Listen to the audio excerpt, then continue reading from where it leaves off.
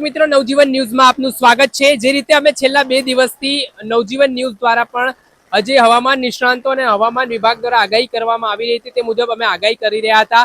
Windy મેપના માધ્યમથી આપને બતાવી રહ્યા હતા કે અમદાવાદમાં 4 વાગે આસપાસ ભારે વરસાદ પડી શકે છે અને હવે તેની શરૂઆત થઈ ચૂકી છે। અત્યારે 3 વાગ્યાની આસપાસનો સમયગાળો છે અને અત્યારે અમદાવાદના જુદા જુદા વિસ્તારોમાં ભારે વરસાદ છે તે શરૂ થઈ ચૂક્યો છે। જે પરિસ્થિતિ છેલ્લા થોડાક સમયથી બની હતી, આમ હવામાન નિષ્ણાંતોનું કહેવું છે તે મુજબ આગામી જે તારીખ જોવા મળી રહી છે 31 જુલાઈથી 4 ઓગસ્ટનો આ જે સમયગાળો છે તે વરસાદનો નવો ત્રીજો રાઉન્ડ છે અને આ ત્રીજા રાઉન્ડમાં મધ્ય ગુજરાત અને દક્ષિણ ગુજરાત માટે ખાસ ખૂબ મહત્વના સમયગાળો માનવામાં આવી રહ્યો છે, કેમ કે અહીંયા ભારેથી અતિ ભારે વરસાદની આગાહી કરવામાં આવી છે અને તેના જ પગલે અત્યારે અમદાવાદના જુદા જુદા વિસ્તારોમાં છે તે ભારે વરસાદ જોવા મળી રહ્યો છે, જેના કારણે નીચાણવાળા વિસ્તારોમાં ફરી પાણી ભરાવાની ચિંતા છે તે વ્યાપી ચૂકી છે। જે રીતે પ્રશાસને પણ વિન્ડી મેપ હોય કે હવામાન વિભાગ દ્વારા જે આગાહી કરવામાં આવી હતી તેના તકેદારીના ભાગરૂપે તમામ તૈયારીઓ છે તે શરૂ કરી દીધી હતી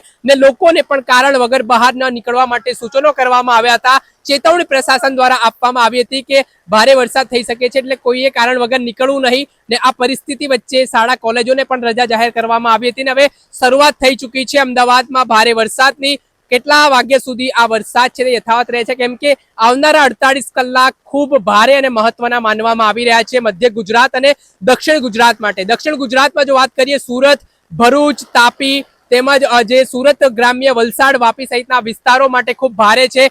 કડાકા વડાકા સાથે ભારેથી અતિ ભારે વરસાદ ત્યાં થઈ શકે છે। મધ્ય ગુજરાતમાં વાત કરીએ તો અમદાવાદ, ગાંધીનગર, ખેડા, નડિયાદ જે આણંદ જિલ્લાઓ છે ત્યાં પણ ભારે વરસાદ પડી શકે છે, પરંતુ વડોદરા શહેરની વાત કરીએ તો ત્યાં ખૂબ અતિ ભારે વરસાદ આગામી 24 કલાકથી 48 કલાક માટે છે વીજળીના કડાકા ભડાકા સાથે। એટલે હાલની જે વર્તમાન સ્થિતિ છે તે મુજબ સામાન્ય રીતે જોઈએ તો મધ્ય ગુજરાત અને દક્ષિણ ગુજરાતનો જે પટ્ટો છે તે ખૂબ પ્રભાવિત થવાનો છે। આદિવાસી વિસ્તારોમાં પણ ભારે વરસાદની આગાહી છે તે વ્યક્ત કરવામાં આવી છે। જો કે સૌરાષ્ટ્ર અને કચ્છનો જે વિસ્તાર છે, ઉત્તર ગુજરાતના અમુક વિસ્તારો પ્રભાવિત થવાના છે ચોક્કસથી, પણ સૌરાષ્ટ્રમાં એટલા ચિંતાના સમાચાર નથી।